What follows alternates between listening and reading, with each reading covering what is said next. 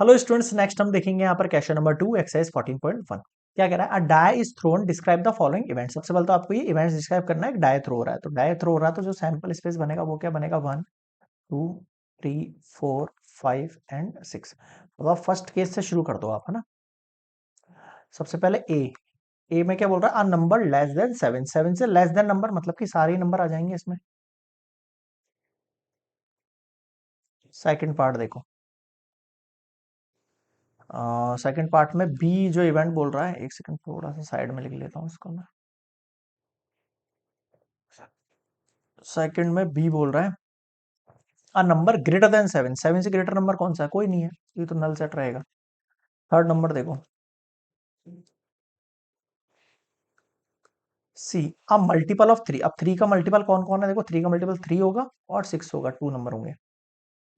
Fourth देखो, D a number less than 4। 4 से less than वाले नंबर यानी 1 2 एंड 3। फिफ्थ देखो, a number even number greater than 4। 4 से ग्रेटर होना चाहिए फर्स्ट थिंग, और वो इवन भी होना चाहिए, तो ओनली 6 ही उसमें काउंटेबल होगा। और 6 में कौन है आपके पास? F. A number not less than 3। A number not less than, भाई 3 से लेस देन नहीं होना चाहिए। क्या बोल रहा है? अ number not less than 3। Less than, पहले बात तो लेस देन 3 नंबर कौन से? 1 और 2 है। 3 से लेस देन नंबर कौन सा? 3 1 एंड 2 है। तो 3 से ग्रेटर वाले नंबर कौन से हो जाएंगे आपके पास? क्या कह रहा हूं मैं आपको यहाँ पे? 3 से लेस देन वाले नंबर कौन से मेरे पास? 1 एंड 2 है। तो 3 से ग्रेटर वाले नंबर या फिर 3। भाई नॉट लेस देन का मतलब क्या होता है? जो 3 से लेस देन नहीं है। 3 से लेस देन नहीं है वो कौन से नंबर है? ये सारे हैं, चारों। तो ये हो जाएंगे आपके पास 3 4 एंड 5 एंड 6। क्लियर है यहाँ पे? आ गया सबको समझ में? इनको थोड़ा सा मैं सही जमा देता हूँ।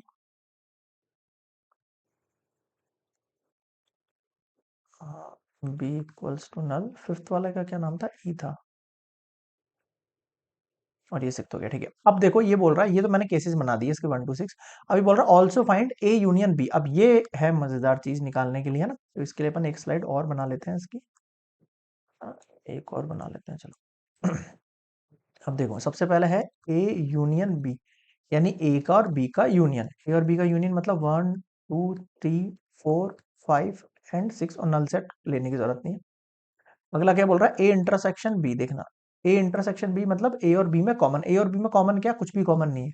ए और बी में कॉमन क्या? कुछ भी कॉमन नहीं है, तो नल सेट रहेगा इन दोनों का कॉमन पार्ट, है ना। क्योंकि इसमें भी एक तो नल सेट होगा और एक यहाँ पर नल सेट है ना। इसको थोड़ा सा मैं और ढंग से लिख देता हूँ।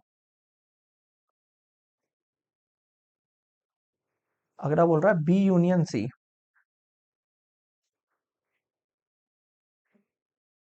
देखो बी यूनियन सी, बी और सी का यूनियन, इन दोनों का यूनियन मतलब 3 और 6 ही रहेगा। और कौन से आए हैं? बी यूनियन सी हो गया E intersection F. E intersection F, देखो ई तो ये रहा, एफ ये रहा आपके पास में। इन दोनों का इंटरसेक्शन मतलब इन दोनों का कॉमन पार्ट, यानी only 6। D intersection E, D और ई, है ना। डी और ई इन दोनों का इंटरसेक्शन, इन दोनों में कॉमन पार्ट क्या? कुछ भी नहीं है, नल सेट हो जाएगा। ए माइनस सी, ठीक है। ए माइनस सी यानी ए में से सी को माइनस करना है, यानी सी के पास 3 और 6 है, तो यहां से 3 भी हटा दो 6 भी हटा दो, बचे हुए नंबर लिख दो आप। 1 बच गया, 2 बच गया, 4 बच गया और 5 बच गया। बताओ यहां तक समझ में आया? आगे बढ़ू, ठीक है। अगला क्या है? ए माइनस सी हो गया ना। अगला आपके पास है डी माइनस ई। देखो डी माइनस ई, डी में से ई माइनस करना है। अब ई के पास जो वैल्यू है वो डी के पास है ही नहीं है, माइनस भी नहीं होगी, तो डी के पास जो बचे हुए वैल्यूज होंगे वही के वही एज इट इज आ जाएंगे ना। अगला ई इंटरसेक्शन एफ। तो सबसे पहले तो देखो एफ डैश बोल रहा है, तो सबसे पहले तो एफ डैश निकालो आप।